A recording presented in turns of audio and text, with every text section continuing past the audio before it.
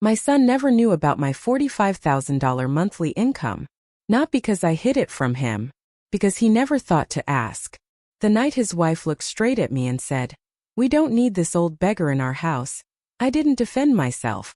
I didn't shout. I didn't cry. I didn't even react. I picked up my purse, walked to the front door, and left the house I had been secretly paying for. 3 days later I made one phone call, and everything they thought belonged to them stopped belonging to them. If you believe respect should never depend on money like this video, and tell me in the comments which city you're listening from. Sometimes I sit in my quiet apartment and wonder how far one story can travel. Maybe tonight it travels to you. I never cared about being rich. I cared about being safe. Safe meant bills paid on time. Safe meant never needing to beg. Safe meant never depending on anyone who could wake up one day and decide you were too much. For 32 years, I worked as a corporate risk consultant. I studied contracts, financial exposure, business failures, and insurance disasters waiting to happen. I made companies safer. I made executives sleep better at night. And slowly, quietly, I built a life that didn't need saving. When my husband Michael died 6 years ago, I thought my life was over. Not dramatically. Not in a movies and tears kind of way. Just empty. Like someone had turned off the background noise of my existence. Work became my structure. My routine. My proof that I still existed in a world that had moved on without him. Money started growing during those years. Consulting contracts. Retainers. Private advisory work. By the time I turned 58, I was earning more in a month than most families saw in a year. I never told Daniel. Because love that changes when money enters the room is not love. It's a negotiation. Daniel was my only child. My miracle. Late pregnancy. Doctors told me not to expect another chance. I raised him carefully like something fragile and bright. He was the kind of boy who fixed broken toys instead of throwing them away. The teenager who still hugged me before school. The man who promised me at 25 that he would take care of me when I got old. I never wanted that promise.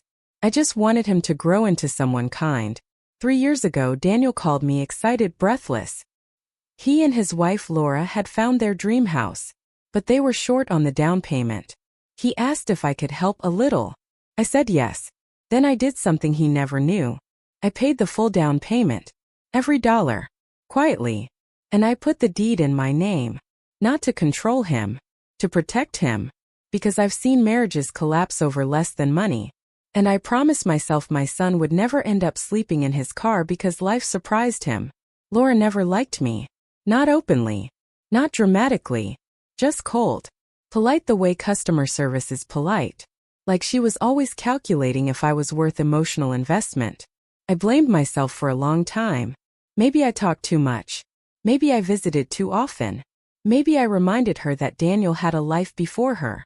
So I made myself smaller. I visited once a week. Always Sunday. Always with food. Not because they needed it. Because families need rituals. Daniel loved my cooking. Laura barely touched it. Always scrolling. Always distracted. I told myself she was just young. Just busy. Just stressed. That lie lasted almost 2 years.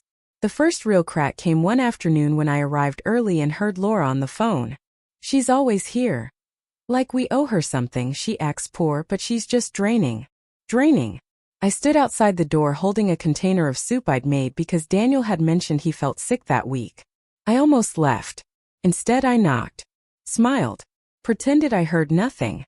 Because mothers are very good at protecting illusions. Then came the night everything broke. Daniel was late for work. Laura thought I had already left. I was in the hallway. And I heard her voice, sharp, tired, irritated. "I'm tired of this. She brings cheap food, sits here like she owns the place. We don't need this old beggar energy in our house." Energy. Not even a person. Just something unwanted floating around their life. Daniel said nothing. That silence hurt more than anything she could have said. I walked to the front door. Opened it quietly. Closed it behind me. And for the first time in my life, I stopped protecting my son from consequences. The drive home felt short. Too short. Like reality was rushing me toward something I wasn't ready to face. I sat in my car in the parking lot of my apartment for 20 minutes staring at nothing.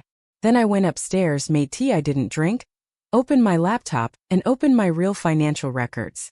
House value, mortgage structure, payment history, property insurance, tax filings, all paid from my accounts, all legally mine.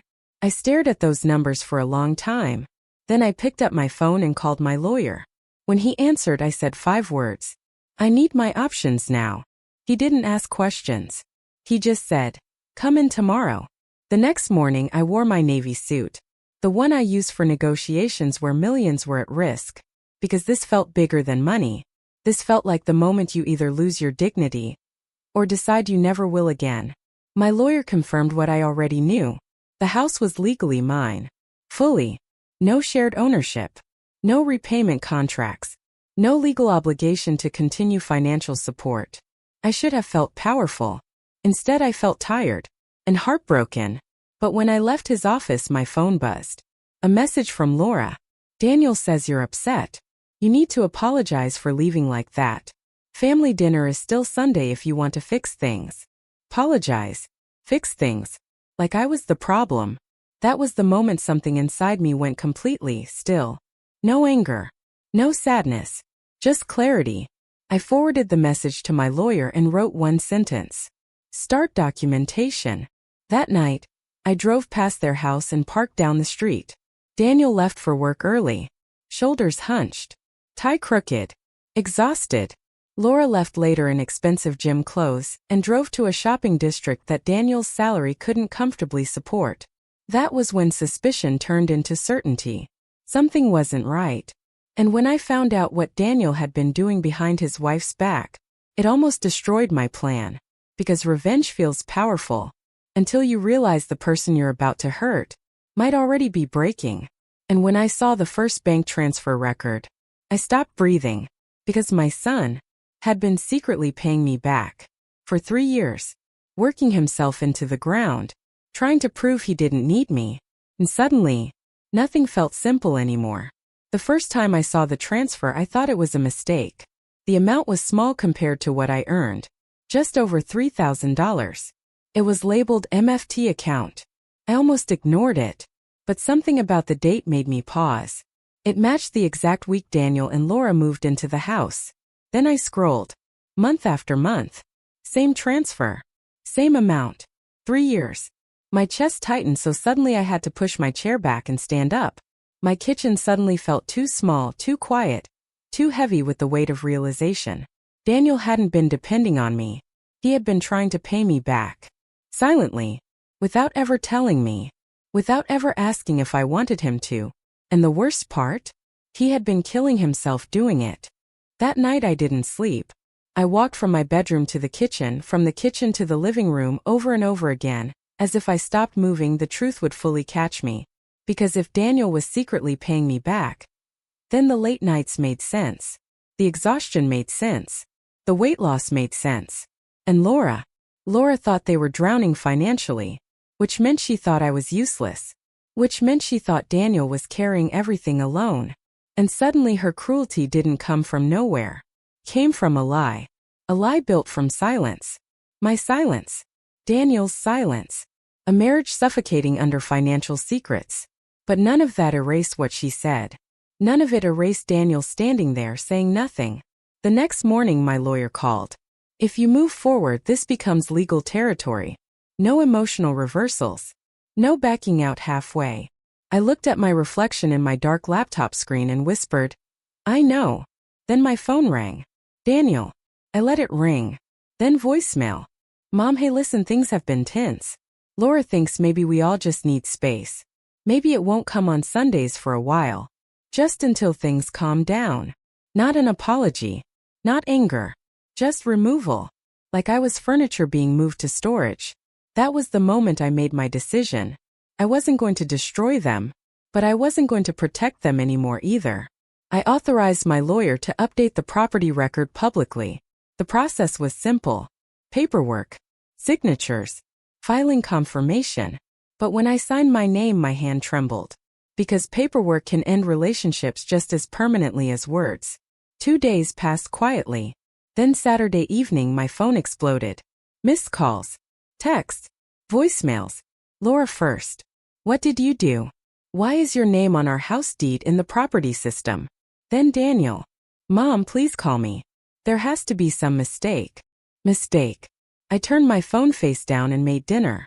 For the first time in years, I ate without worrying about anyone else. Sunday morning there was pounding on my apartment door. Not knocking. Pounding. I already knew. I opened the door with the chain still locked. Laura's face was red, eyes wild. Daniel looked like he hadn't slept. You need to explain this right now, she snapped. Daniel just said, Mom, please. I let them in. Laura didn't sit. She paced. Fast. Anger was the only thing keeping her upright. You forged something. Or hacked something. Or I don't even know. But that's our house. It's not, I said quietly. Silence hit the room like glass shattering. Daniel blinked. What? I bought it, I said. 3 years ago. The down payment. The mortgage structure.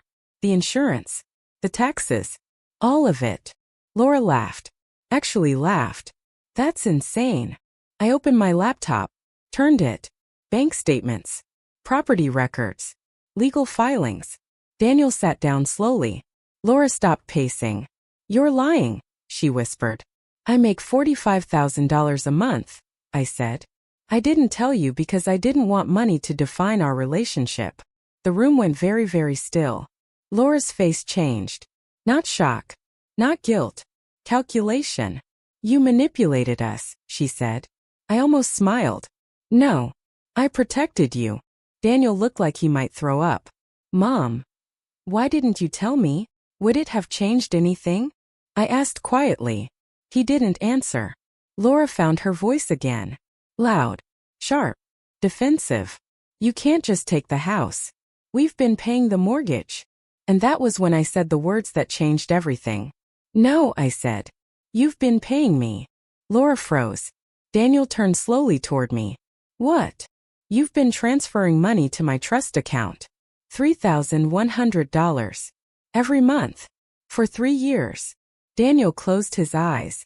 Laura whispered. What trust account? Daniel didn't answer. And suddenly the room wasn't about me anymore. It was about them. You told me we were drowning, Laura said, voice shaking. Daniel whispered. I was trying to pay her back. You told me we were barely surviving. I didn't want to be a charity case. You worked 16-hour days and never told me why? I didn't want you to think I was weak. Laura looked like she might collapse. I stood there silent, watching my son's marriage crack open under the weight of 3 years of secrets. And suddenly revenge didn't feel powerful. Felt complicated. Finally Laura turned to me. Tears in her eyes. I thought you were living off him. I swallowed hard. And that made it okay to call me a beggar? She didn't answer. Daniel started crying. Quietly. Like he was ashamed of it. I'm sorry, Mom, he whispered. For everything. I wanted to hug him. Instead I said, you have 30 days. Laura looked up sharply. 30 days for what? To decide if you want to rent the house from me. Or move out. Daniel whispered. Mom. I'm not throwing you out today, I said. But I'm not pretending this didn't happen either. Laura sank into a chair. For the first time since I met her, she looked small. And scared. And human. They left an hour later. No screaming. No threats. Just quiet devastation. That night I sat in my living room in total silence. Because power isn't loud. It's heavy. And loneliness doesn't always come from being alone. Sometimes it comes from realizing the people you love never really saw you. 3 days later Daniel sent one text. I'm starting therapy. I stared at that message for a long time. Because that was the first real adult decision I'd seen him make in years. And it changed everything. But not in the way you'd expect. Because the next time Laura spoke to me, she said something that made me question everything I thought I knew about her. And when I found out the truth about her past, I almost called off the eviction completely. Almost.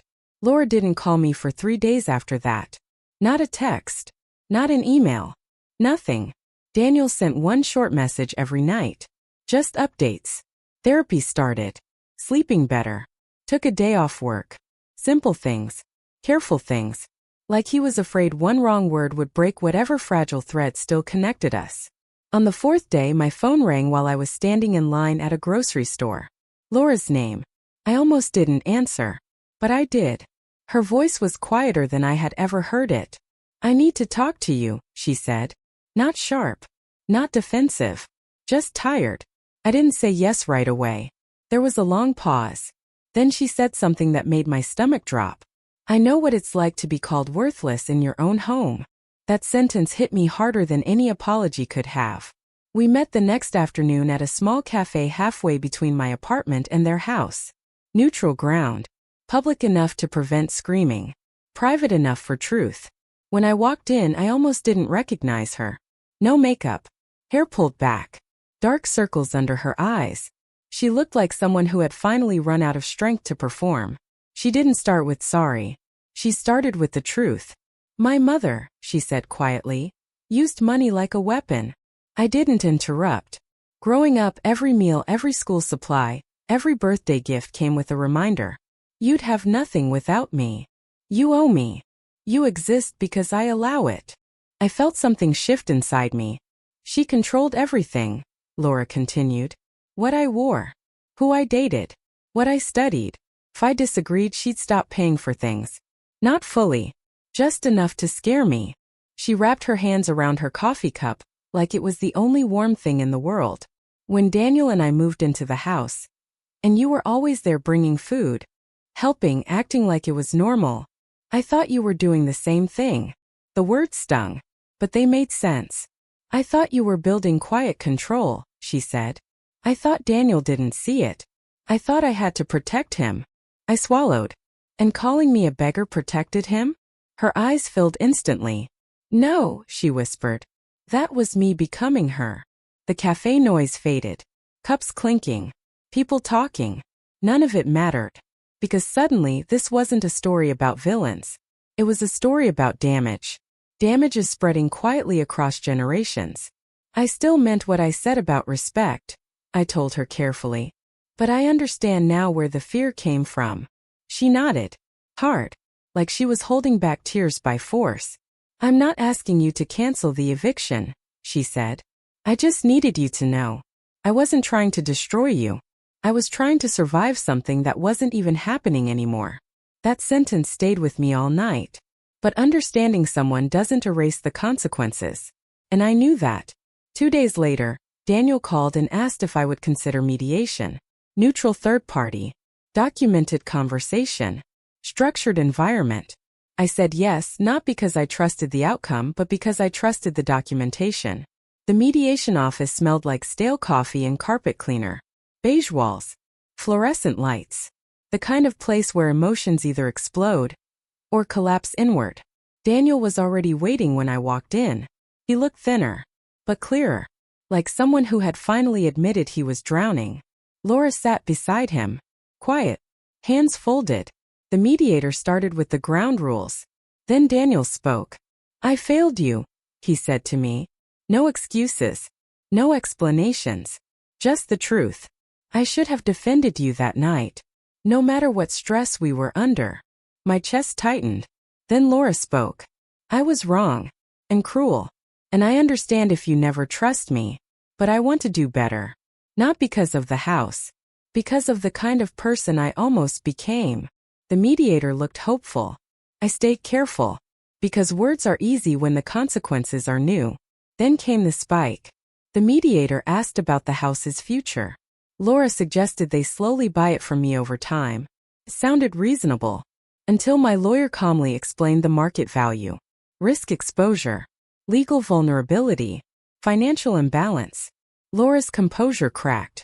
"We can't afford market rent," she snapped. I said quietly, "You have $47,000 in savings." The room went silent. Laura turned pale. Daniel looked confused. "You told me you only had 10, he said. Laura's eyes filled with tears. "I was scared," she whispered. "Scared you'd think I didn't need you." And there it was. Fear on top of fear. Secrets stacked on secrets. Daniel started crying again. Not loud. Just broken. The mediator called a break. In the hallway, Daniel leaned against the wall and slid down until he was sitting on the floor. I don't know how to fix this, he whispered. And for the first time since all this started, I knelt beside my son, not to save him, not to shield him, just to sit next to him while he faced consequences.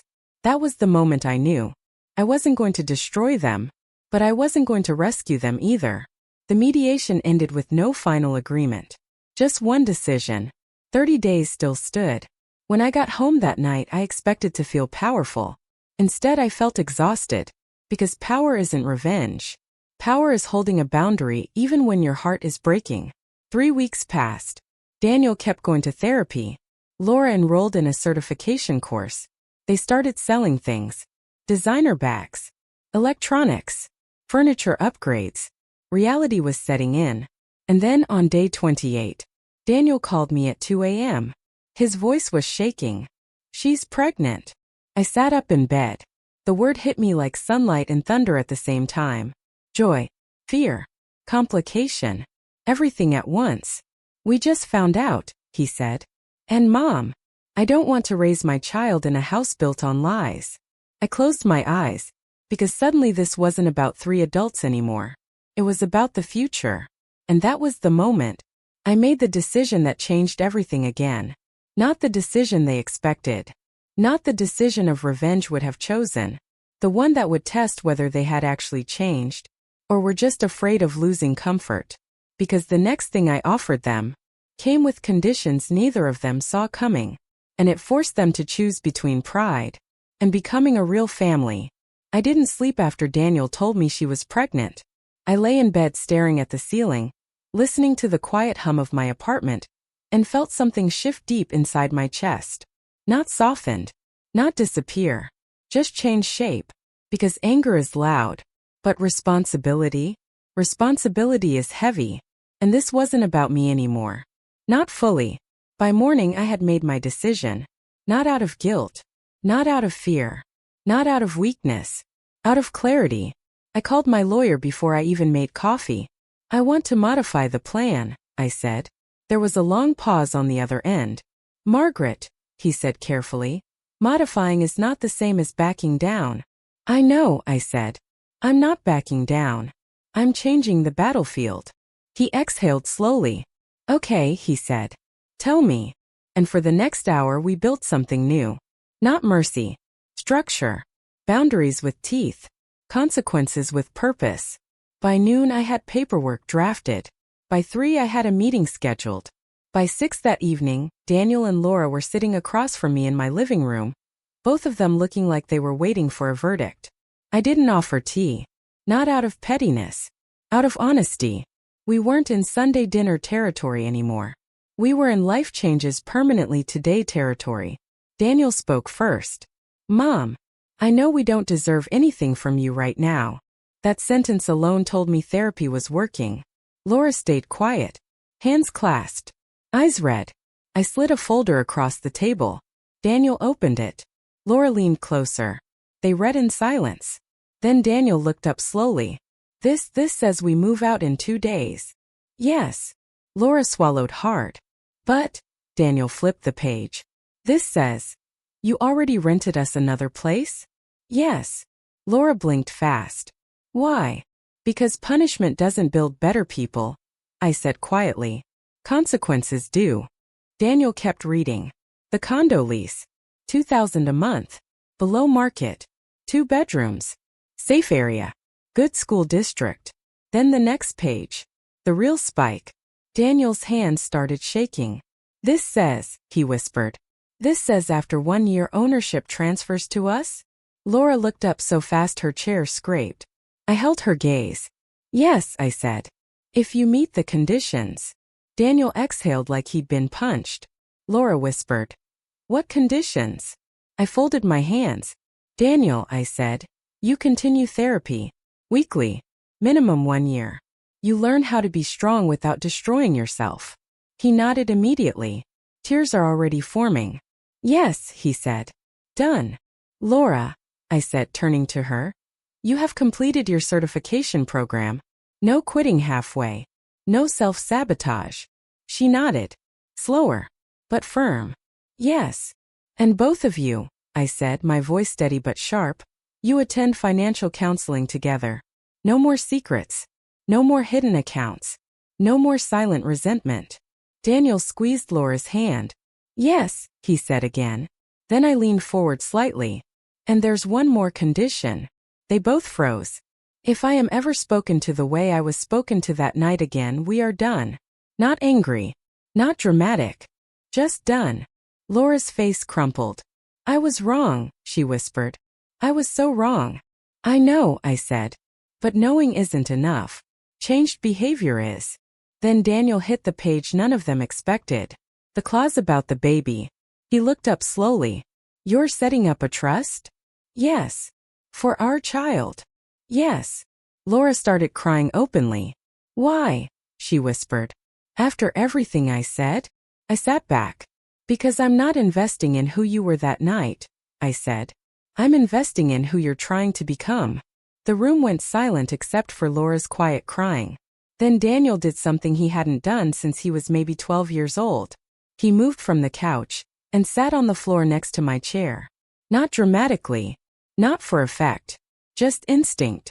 I'm sorry, he said. Not because we might lose the house. Not because of the baby. Because I let you stand there alone. And that was the moment the last piece of anger inside me finally cracked. Not disappeared. Just released its grip. Laura wiped her face and looked at me. I don't expect you to ever see me as a daughter, she said quietly. I shook my head. That's not how this works, I said. She blinked.